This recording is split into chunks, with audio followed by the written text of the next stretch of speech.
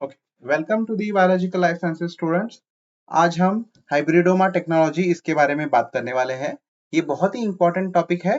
तो आइए देखते हैं इसके बारे में। ओके, इस टेक्नोलॉजी के बारे में सब चीज जानने के लिए वीडियो के लास्ट तक बने रहिए। पहले तो हम इसकी हिस्ट्री देख लेते हैं। हाइब्रिडोमा टेक्नोलॉजी किसके द्वारा इन्वेंट की गई थी? तो पहली बार 1975 में ये टेक्नोलॉजी इन्वेंट की गई थी। 1975 में टेक्नोलॉजी जो है वो जेएफ कोलर और सीजर माइलस्टेन ने डिस्कवर की थी। ओके, सो इस टेक्नोलॉजी के लिए 1984 का इन दोनों को नोबेल प्राइज भी है। ओके, सो 1984 का इनको नोबेल प्राइज भी मिला हुआ है इस टेक्नोलॉजी के लिए। ओके, सो बहुत ही इंपॉर्टेंट टेक्नोलॉजी है ये। इसमें क्या किया जाता है? इसमें एक हाइब्रिड सेल बनाई जाती है जो अपने को मोनोक्लोनल एंटीबॉडीज देगी। मोनोक्लोनल एंटीबॉडीज क्या होते हैं? मोनो मीन्स वन और सिंगल, और clone means single copies. Okay, so antibody form from same cells, ऐसे एंटीबॉडी जो सेम सेल से बने हैं, सेम सेल्स से बने हैं, उसको मोनोक्लोनल एंटीबॉडी बोला जाता है। ओके, सो इस तरह के एंटीबॉडीज को मोनोक्लोनल एंटीबॉडी बोला जाता है। तो हम देखते हैं कि मोनोक्लोनल एंटीबॉडीज का क्या प्रिंसिपल है। देखिए, इसमें जो प्रिंसिपल है, जो हाइब्रिड सेल्स जो तैयार होने वाले हैं, उसके पास कैपेसिटी क्या है? एंटीबॉडी प्रोडक्शन की भी है और रैपिडली डिवीजन की भी है। सो जनरली इसका जो प्रिंसिपल है, इसमें दो सेल्स इन्वॉल्व होते हैं। पहले प्लाज्मा बी सेल्स, जो कि हमारे व्हाइट ब्लड सेल्स में जो लिम्फोसाइटिक सेल है, उस लिम्फोसाइटिक सेल में का लिम्फोसाइट में दो प्रकार होते हैं, बी सेल और टी सेल। ओके, उसमें जो बी सेल है, उसमें जो बी सेल में दो प्रकार होते हैं, उसमें प्लाज्मा बी सेल एक प्रकार है जो एंटीबॉडी प्रोडक्शन के लिए रिस्पॉन्सिबल है। Okay, it produces antibody. Okay, so ये जो एंटीबॉडी प्रोड्यूसिंग सेल्स जो होते हैं, वो एंटीबॉडी प्रोडक्शन करके हमको देते हैं। ओके, सो जनरली ये स्प्लीन सेल्स से डिराइव होता है, इसीलिए यहाँ पर बी सेल्स के आगे स्प्लीन सेल लिखा हुआ है। ओके, सो ये वाले फर्स्ट सेल होंगे प्लाज्मा सेल्स, और दूसरा जो सेल होगा जिसको मिला के ये हाइब्रिड बनाया जाएगा, वो है मायोलोमा सेल्स। अभी मायोलोमा सेल्स तो आपको पता है कि ये कौन से सेल्स होते हैं? तो ये कैंसरस सेल्स होते हैं। कौन से? कैंसर सेल्स होते हैं। ओके, सो ये कैंसर सेल और रेगुलर एंटीबॉडी प्रोड्यूसिंग सेल को मिला के बनाया गया है। तो अभी इन दोनों को मिलाने की जरूरत क्यों पड़ी? तो देखिए, जो रेगुलर सेल है वो क्या करेगा? वो एंटीबॉडी प्रोड्यूस करेगा। Okay, it has the ability to produce antibodies. Okay, जो दूसरा सेल है माइलोमा सेल्स, इसके बाद रैपिड डिवीजन की एबिलिटी है, ये बहुत फास्ट डिवाइड करता है। तो इस वजह से क्या होगा? हम इसकी रैपिड डिवीजन की एबिलिटी और ये बी सेल्स के एंटीबॉडी प्रोडक्शन की एबिलिटी को हम प्लस करेंगे। ओके, दोनों को फ्यूज कर देंगे ताकि एक ही सेल में हमको दोनों भी एबिलिटी मिल जाए। Okay, so by combining the desired qualities both cells, the technology ensures large production of a single antibody. इस तरह की एक सिंगल स्पेसिफिसिटी होने वाली एंटीबॉडीज हम प्रोड्यूस करते हैं लार्ज अमाउंट में। ओके, सो इसको स्पेसिफिक हाइब्रिडोमास बोलते हैं, जो स्प्लीन सेल में के बीटा सेल्स या बी सेल्स और माइलोमा सेल्स को बनाया गया है। इसीलिए इसको तो मिला के हाइब्रिडोमा टेक्नोलॉजी इस तरह से नाम दिया गया है। ओके, इसको इसीलिए मिला के हाइब्रिडोमा टेक्नोलॉजी इस तरह से नाम दिया गया है। ओके, चलिए आगे देखते हैं। ओके, सो इस तरह से आप देख रहे हैं डायग्रामेटिकली रिप्रेजेंटेशन में कि जो होता है, हम लोग क्या करते हैं कि किसी मैमल को एक एंटीजन इंजेक्ट करते हैं। ओके, एंटीजन इंजेक्ट इंट्रावेनसली किया जा सकता है, और ये एंटीजन क्या करेगा? इस माइस में एंटीबॉडी प्रोडक्शन करेगा, मतलब इम्यून रेस्पॉन्स ट्रिगर करेगा। इम्यून रेस्पॉन्स ट्रिगर करेगा। Okay, so immune response trigger होने के बाद इस तरह से एंटीबॉडीज तैयार होने शुरू हो जाएंगे। ओके, हमने क्या किया है? ये वाले जो सेल्स है, जो प्लाज्मा सेल्स है, प्लाज्मा बी सेल्स है, ये वाले सेल्स को हमने इसमें से आइसोलेट किया और कैंसरस सेल से मिला के हमने कैंसरस सेल निकाला और इन दोनों को प्लस कर दिया, इन दोनों को फ्यूज कर दिया। इन दोनों को फ्यूज करने के लिए रेगुलरली हम फ्यूज करने के लिए ना एक स्पेशल केमिकल यूज करते हैं, जिसको पीई जी बोलते हैं, पॉलीइथिलीन ग्लाइकॉल। ये केमिकल के प्रेजेंस में क्या होता है? सेल फ्यूज हो जाती है। ओके, सो इसको फ्यूज कर दिया और इस तरह से मोनोक्लोनल एंटीबॉडी उससे प्रोड्यूस किया। ओके, देखते हैं मोनोक्लोनल एंटीबॉडी क्या होते हैं। पहले मोनोक्लोनल एंटीबॉडी मतलब एक ही सिंगल टाइप के सेल से बनी हुई antibodies. It is made from a clones of a single parent cell. Okay, इसीलिए सारे एंटीबॉडीज एक जैसे होते हैं। तो हम एक पर्टिकुलर एंटीजन को सारे एंटीबॉडीज की मदद से ट्रैप कर सकते हैं या उसको काउंटर कर सकते हैं। इसीलिए एंटीबॉडीज बहुत इंपॉर्टेंट है। Okay, so basically these are produce from white blood cells. मैंने आपको बताया कि व्हाइट ब्लड सेल्स में दो प्रकार के लिम्फोसाइट है। जो लिम्फोसाइट है व्हाइट ब्लड सेल में, ओके, ये लिम्फोसाइट दो प्रकार के होते हैं। पहला वाला टी लिम्फोसाइट, दूसरा वाला बी लिम्फोसाइट। हमारा जो एंटीबॉडी प्रोडक्शन है वो बी लिम्फोसाइट सेल्स के द्वारा होता है। ओके, और उसको प्लाज्मा सेल बोला जाता है। ओके, सो ये अलग अलग जगहों पे यूज किए जाते हैं। जैसे अभी यहाँ पर कैंसरस सेल ट्रीटमेंट के लिए भी यूज की जाती है मोनोक्लोनल एंटीबॉडी। फिर एंटी वेनम में भी यूज की जाती है। ओके, सो इसका क्या प्रोसीजर है? सो एकदम सिंपल से आपको प्रोसीजर मैं बताने वाला हूँ ताकि आपको समझ में आए। जो पहला है immunisation of specific animal cell. मैंने पिछले इसमें भी बताया आपको कि एनिमल सेल का इम्यूनाइजेशन करना पड़ेगा। मतलब इसको एंटीजन से हमको इंजेक्ट करना पड़ेगा। ओके, सो जब हम इसमें एंटीजन डालेंगे तो इस वजह से क्या होगा, वो क्या करेगा, एंटीबॉडी प्रोड्यूस करेगा और हाइब्रिडोमा सेल तैयार करने के लिए हमको मदद करेगा। ओके, उसके बाद हमने कैंसर सेल्स की आइसोलेशन करनी है अलग से। सो पहला वाला ये एक हो गया, फिर दूसरा कैंसर सेल हो गया, ये दो सेल्स हो गए और इन दोनों के बीच में फ्यूजन करेंगे हम। ओके, इन दोनों के बीच में फ्यूजन करेंगे। ओके, स्प्लीन सेल्स और माइलोमा सेल्स के बीच में। ओके, अभी ये फ्यूजन करने के बाद इसका सिलेक्शन किस मीडियम पे करना है, क्योंकि सिलेक्शन तो करना पड़ेगा हमको, जो हाइब्रिड सेल्स है उसको सिलेक्ट करना पड़ेगा। तो ये हैट मीडियम पे हम सिलेक्ट करेंगे। ओके, सो हैट मीडियम क्या है? सो H स्टैंड्स फॉर हाइपोक्सांथीन, अब A एमाइनोप्टेरिन और थाइमिडीन।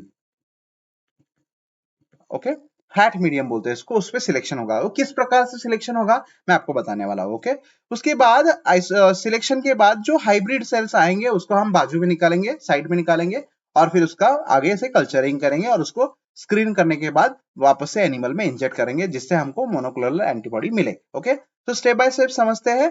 पहले तो हम एंटीजन को क्या करेंगे, माइस में इंजेक्ट करेंगे डायरेक्टली ब्लड में, इंट्रावेनस इंजेक्शन होगा ये। फिर इसकी वजह से क्या होगा, जो स्प्लीन में जो बी सेल्स है वो एक्टिवेट हो जाएंगे। ओके, उसमें से बी सेल्स प्रोलिफरेट करेंगे प्लाज्मा सेल्स में, जो प्लाज्मा बी सेल्स है उसमें प्रोलिफरेट करेंगे और फिर ये मोनोक्लोनल एंटीबॉडी प्रोड्यूस करने लगेंगे। हमको ये सेल आइसोलेट करना है ब्लड से। ओके, जो बी सेल है जो एंटीबॉडी प्रोड्यूस कर रहा है एक स्पेसिफिक एंटीजन के लिए, जो एंटीजन हमने इस माइस में इंजेक्ट किया है, इस माइस में जो एंटीजन हमने इंजेक्ट किया है उस एंटीजन के खिलाफ स्पेसिफिक एंटीबॉडी ये प्लाज्मा बी सेल्स तैयार कर रहे हैं और इसको हमने आइसोलेट करना है। Okay, after isolating then we have to fuse it. Then second step is the isolation of myeloma. पहला सेल्स तो हमारा तैयार हो गया, माइलोमा सेल्स को हम आइसोलेट करेंगे। ये जनरली बोन मैरो से मिल जाता है किसी भी कैंसरस, उसी ऑर्गेनिज्म में जब कैंसर होगा या कैंसर हुए हुए उसी टाइप के मैमल में से हमने ये सेल्स आइसोलेट करने हैं। ओके, या फिर हम किसी और भी सेल से ले सकते हैं। सो जो भी माइलोमा सेल्स मिलेंगे हम उसको आइसोलेट करेंगे। ये जो माइलोमा सेल्स होते हैं इसके पास एक स्पेसिफिक एबिलिटी होती है, ये इमॉर्टल होता है। इमॉर्टल होता है मतलब they never die, die. Okay, because they have a rapid ability of division, ये ज्यादा फास्ट डिवाइड करते हैं तो ये मरते नहीं है। सो ये जो एबिलिटी है, इमॉर्टिलिटी की जो एबिलिटी है, ये हम यहाँ यूज करने वाले हैं। ओके, सो ये दोनों सेल्स को हम लेके क्या करेंगे, फ्यूज करेंगे। ओके, सो इसमें पॉलीइथिलीन ग्लाइकॉल जो है एक केमिकल यूज किया जाता है जो फ्यूजन के लिए जरूरी होता है। ओके, ये इलेक्ट्रोफ्यूजन के द्वारा भी किया जा सकता है। सो इसमें क्या होता है, दो सेल्स को फ्यूज करना है, सेल मेम्ब्रेन को हमको फ्यूज करना है, उसके बाद उसके न्यूक्लियस भी फ्यूज हो जाते हैं। Okay, so here the fusion is between spleen cells and myeloma cells. Spleen cells में के भी बी सेल्स जो है प्लाज्मा बी सेल्स, उसमें फ्यूजन है। ओके, ये जो प्रोड्यूस फ्यूजन होगा इसमें जो 5 अलग अलग प्रकार के सेल्स आ सकते हैं जो मैं आपको बताने वाला हूं। देखिए यहाँ पर पहला जो है वो सिर्फ प्लाज्मा सेल्स भी हो सकता है। यस, मतलब अब जो सेल नहीं फ्यूज हो पाए, सिर्फ प्लाज्मा सेल्स वैसे ही रह गए। दूसरे फ्यूज्ड माइलोमा सेल्स, मतलब जो दो कैंसरस सेल फ्यूज हो सकते हैं। प्लाज्मा सेल्स मतलब क्या है, देखो, प्लाज्मा सेल्स मतलब प्लाज्मा सेल रह गया है, वो उसका फ्यूजन वगैरह कुछ नहीं हुआ। ओके, उसका फ्यूजन वगैरह कुछ नहीं हुआ, वो सिर्फ प्लाज्मा सेल है। ओके, जो वैसा ही रह गया। दूसरा फ्यूज्ड मायोलोमा सेल, जो मायोलोमा सेल्स है वो दूसरे मायोलोमा सेल्स के साथ फ्यूज हो चुका है, मतलब ये दोनों भी कैंसर सेल एक साथ फ्यूज हो गए।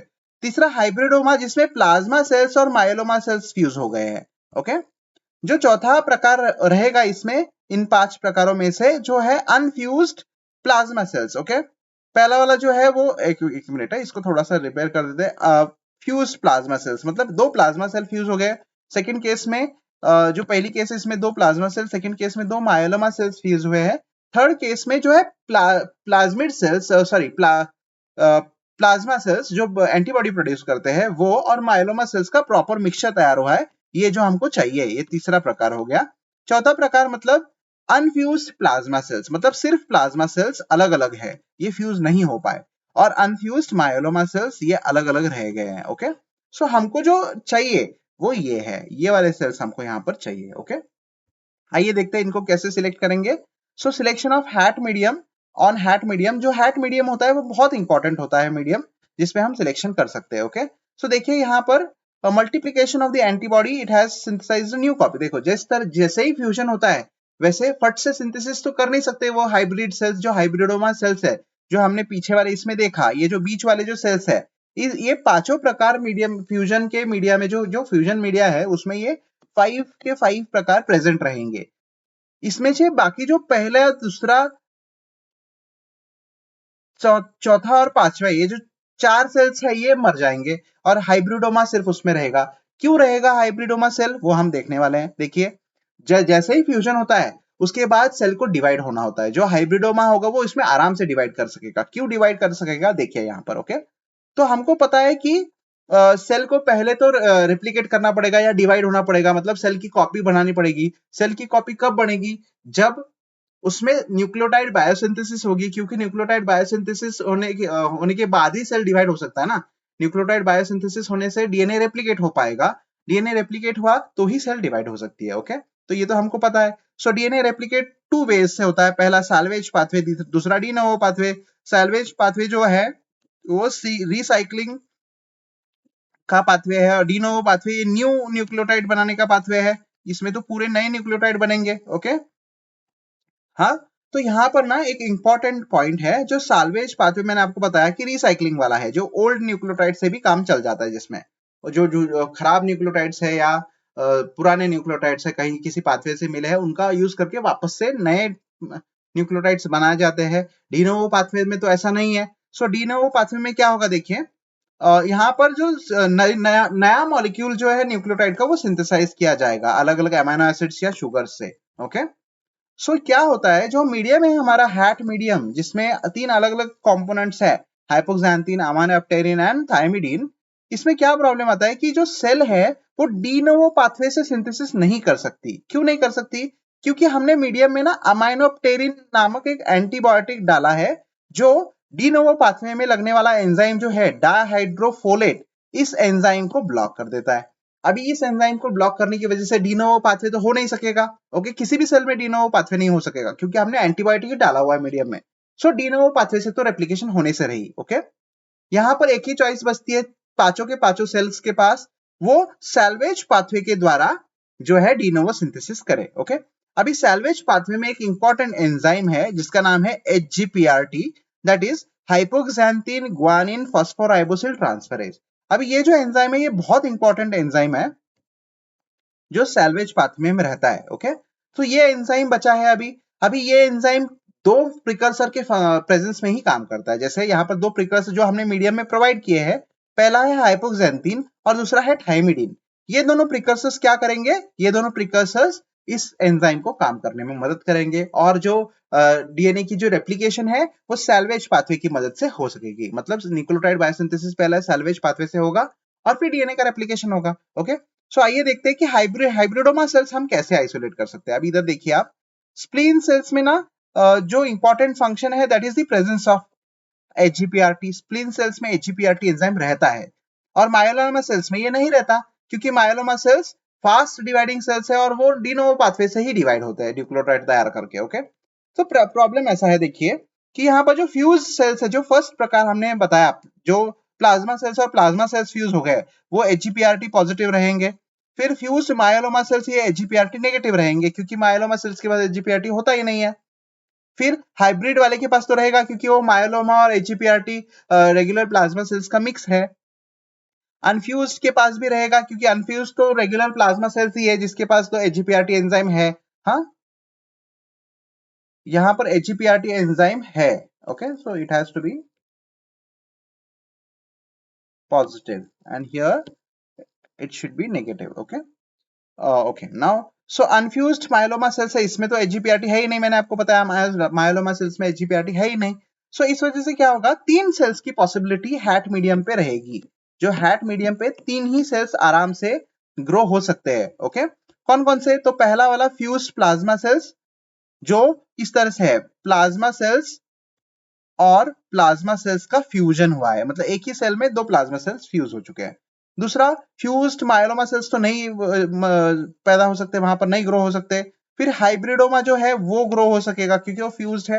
और तीसरा जो बच रहा है वो अलग अलग प्लाज्मा सेल्स है जो फ्यूज नहीं हो पाए, वो इस पे ग्रो हो सकते हैं क्योंकि ये तीनों भी एचजीपीआरटी पॉजिटिव है। ओके, एचजीपीआरटी पॉजिटिव है ये तीनों भी। ओके, सो ये तीनों भी ग्रो हो सकते हैं। ओके, तो आइए देखते हैं कि इन तीनों में से ये जो सेल्स है जो हमको चाहिए, ये किस प्रकार से सिलेक्ट किए जाते हैं। ओके, ये जो सेल्स है ये किस प्रकार से सिलेक्ट किए जाते हैं। ओके, देखते हैं आइए। हाँ, सो देखिए यहाँ पर आपको ग्राफिकली दिखाया जा रहा है कि किस तरह से दोनों सेल्स को फ्यूज किया है, और 5 प्रकार के सेल्स तैयार होंगे, 1 2 3 4 5, जो पीछे भी दिखाया है हमने। इसमें से ये जो फ्यूजन है दो अलग अलग सेल्स का, मतलब प्लाज्मा सेल्स का और मायोलोमा सेल्स का, ये वाला ही प्रोलिफरेट करेगा।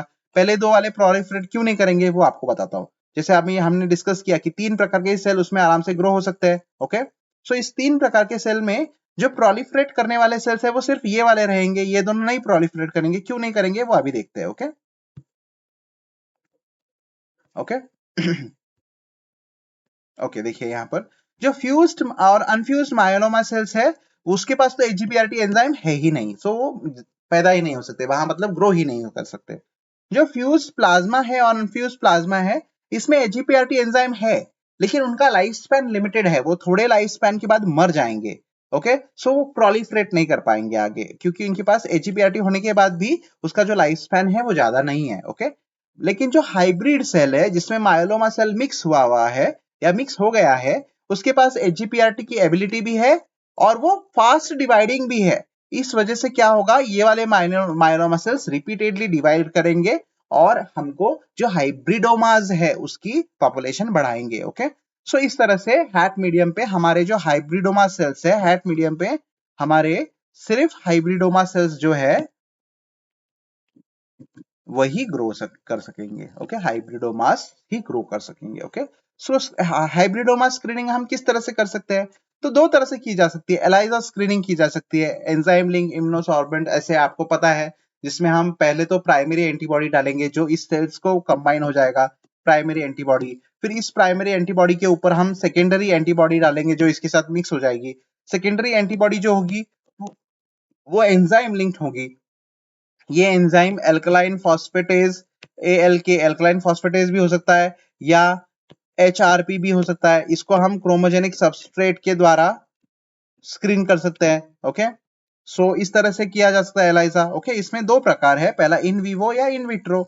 इन विवो इन विट्रो में दोनों में भी आप लोग हाइब्रिडोमा सेल्स का स्क्रीनिंग कर सकते हो। सो इस तरह से इन विवो दिखाया है जो सेल्स है वहां पर भी आप प्राइमरी एंटीबॉडी डालोगे, और लाइव एनिमल में भी डाल सकते हो। इन विवो में इस तरह से आपको मोनोक्लोनल एंटीबॉडी प्रोड्यूसिंग हाइब्रिडोमास का सिलेक्शन किया जा सकता है। ओके, सो जैसे इधर बताया कि इन विवो में क्या होगा कि हम हाइब्रिडोमास को जो पेरिटोनियल कैविटी में ऑफ एनिमल के हम लोग वहां पर इंजेक्ट करने वाले हैं, और एस्थेटिक फ्लूइड से हम हाइब्रिडोमास को आइसोलेट कर सकते हैं। इन विट्रो मेथड में हम कल्चर करके सुटेबल मीडिया पे भी उसको आइसोलेट किया जा सकता है। ओके, सो जो हाइब्रिडोमा आइसोलेशन के बाद उसको जो मीडियम लगता है, स्पेसिफिक मीडियम, वो RPMI 1640, ये वाला जो मीडियम है एनिमल टिश्यू कल्चर का medium, it is a freshly supplemented medium for the culturing of this kind of hybridomas। इस तरह से हाइब्रिडोमा सेल्स को कल्चर किया जा सकता है, और इसका जो स्टोरेज है वो लिक्विड नाइट्रोजन में किया जाएगा जिसका बॉइलिंग टेम्परेचर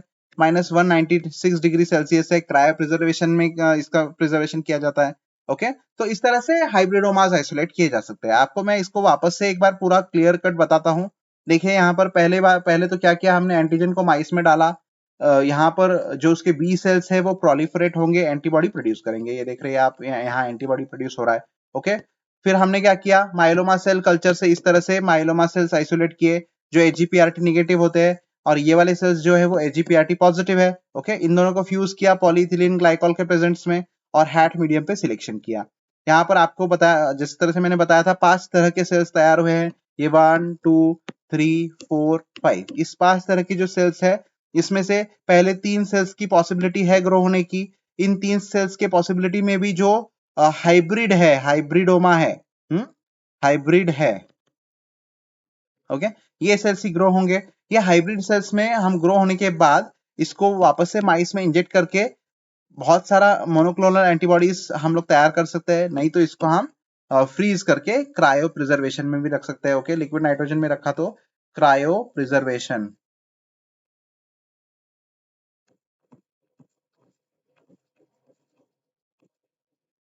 क्रायो प्रिजर्वेशन भी किया जा सकता है। ओके, सो इस तरह से भरपूर जो हिसाब से हम लोग हाइब्रिडोमास तैयार कर सकते हैं। ये हाइब्रिडोमा टेक्नोलॉजी की बहुत ही इंपॉर्टेंट एप्लीकेशन है। ओके, कहाँ कहाँ यूज की जा सकती है हाइब्रिडोमा टेक्नोलॉजी?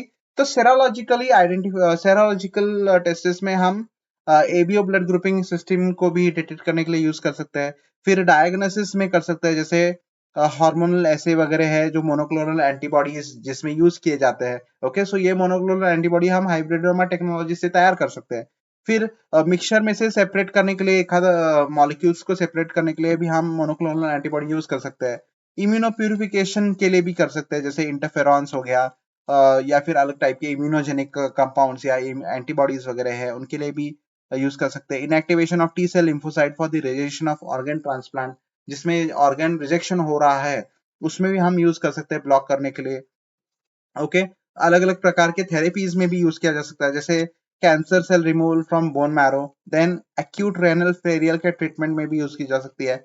फिर मैलिग्नेंट ल्यूकेमिक सेल के ट्रीटमेंट्स के लिए, बी सेल लिम्फोमास के ट्रीटमेंट के लिए, या एलोग्राफ्ट रिजेक्शन आफ्टर ट्रांसप्लांट, उसको रोकने के लिए भी हम यूज कर सकते हैं। तो इस तरह से ये जो हाइब्रिडोमा टेक्नोलॉजी है, ये बहुत ही इंपॉर्टेंट है, ये वेरी इंपॉर्टेंट टेक्नोलॉजी है जो डिस्कवर की गई थी। ओके, सो इसमें ये जो बायोटेक्नोलॉजी का जो एप्लीकेशन है, बायोटेक का जो एप्लीकेशन है हेल्थ में, ये डिफाइन करता है। सो हाइब्रिडोमा टेक्नोलॉजी इसीलिए हमारे लिए बहुत ही ज्यादा क्या बोलते हैं, बहुत ही ज्यादा कल्याणकारी थी। इस वजह से जो भी इसके डिस्कवरर है, कोलर एंड माइलस्टोन, इन दोनों को भी नोबेल प्राइज से नवाजा गया था। Okay, so thank you for watching students.